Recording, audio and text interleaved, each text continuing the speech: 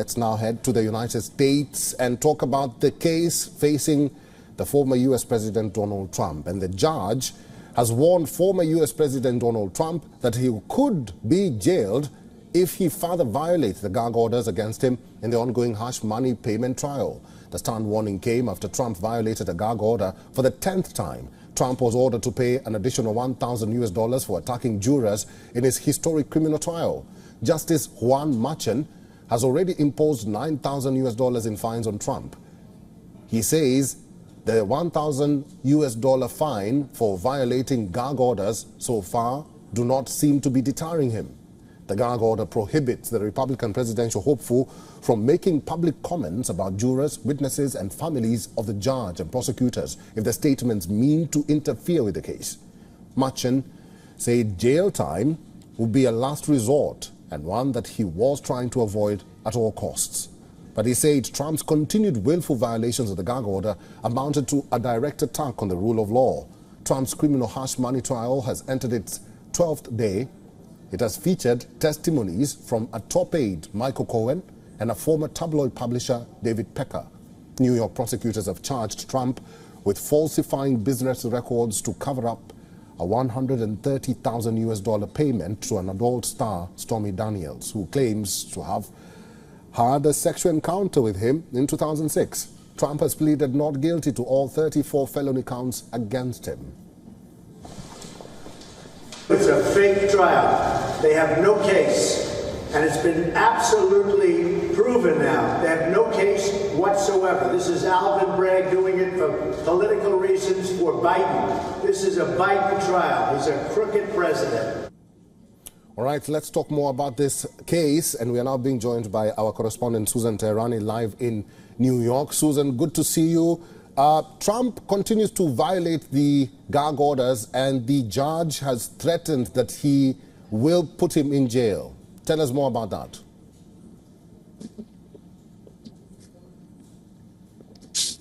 Yeah, for supporters of Donald Trump and those who are watching this case very closely, notably Republicans, for them it just appears that New York wants to imprison Donald Trump before the elections, since this is the only trial that will likely have an outcome before the November elections. Now, if Donald Trump appeals, then it would go after the elections, which they likely will.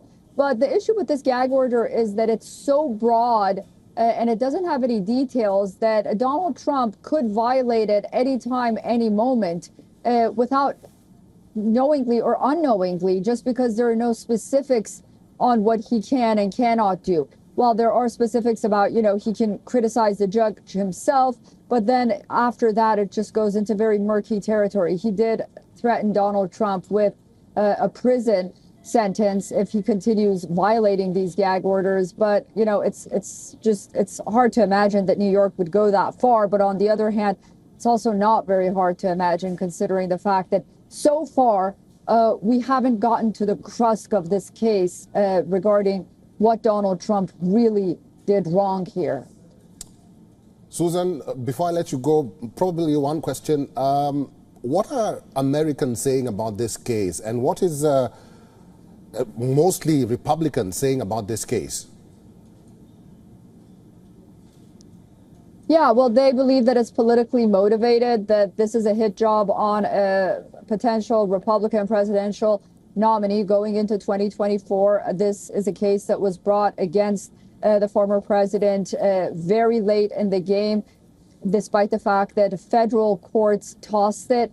Alvin Bragg was able to sort of Frankenstein all of these cases together and create a national case against it. So, a state case against it. So, they see it as being politically motivated. And most Americans are watching and they're wondering, how is it that, for example, Donald Trump has a gag order, but others don't? Like Michael Cohen, for example, he's on TikTok making money every night talking about this case.